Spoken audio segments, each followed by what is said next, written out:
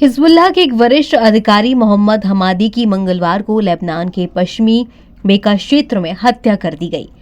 2 वाहनों से आए बंदूकधारियों ने शेख मोहम्मद हमादी पर उस समय गोलियां चलाईं जब वो पूर्वी लेबनान के मचघरा शहर में अपने घर के बाहर खड़े थे।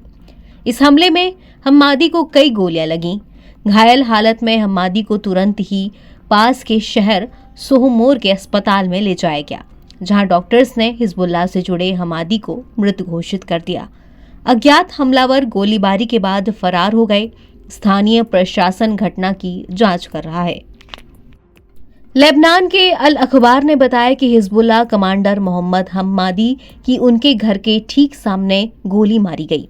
हमलावर 2 गाड़ियों में आए थे, जिन्होंने हमादी पर अंधाधुंध फायरिंग की। इस हत्या का कारण क्या है और इसके पीछे कौन है, स्पष्ट नहीं हो सका।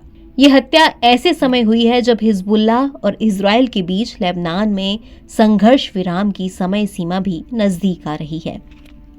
मोहम्मद हम्मादी की हत्या के बाद लेबनानी सेना की इकाइयों ने मचघरा की घेराबंदी कर दी। सुरक्षा बल पश्चिमी बेका के शहरों में मोबाइल चेक पॉइंट स्थापित किए गए और हमलावरों की तलाश में व्यापक पैमाने पर तलाशी अभियान चलाया जा रहा है। हिजबुल्लाह की ओर से अभी तक हत्या के बारे में कोई आधिकारिक बयान जारी नहीं किया गया। इस घटनाक्रम के बीच उत्तरी लेबनान में संघर्ष विराम के पहले चरण के 60 दिन रविवार को समाप्त होने वाले हैं। इस समझौते के तहत इजरायली सेना को दक्षिणी लेबनान से अपनी सेना वापस बुलाकर सीमा के इजरायली हिस्से में तैनात करना है।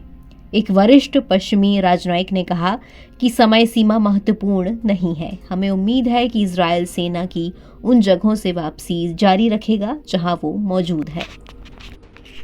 इस बीच नई सीरियाई सरकार ने लेबनान के साथ अपनी साझा सीमा पर स्थिरता बनाए रखने की इच्छा जताई है। सीरियाई सरकार ने अंतर्राष्ट्रीय समुदाय और इजरायल को संदेश भेजा है कि वो ईरान और हिजबुल्लाह को सीरिया से लेबनान तक हथियारों की आपूर्ति फिर से शुरू करने से रोकेगी। ये लेबनान के लिए अहम है।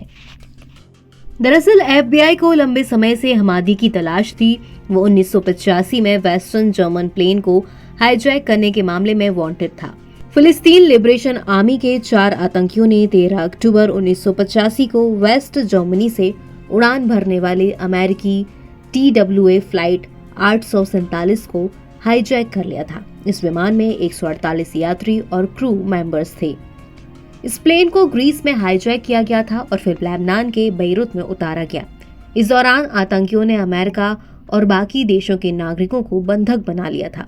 वो इजराइल की कैद से फिलिस्तीनी कैदियों को रिहा करने की मांग कर रहे थे। आतंकियों ने इस दौरान अमेरिकी नेवी के एक अधिकारी की हत्या कर दी थी और उसे प्लेन से नीचे फेंक दिया था।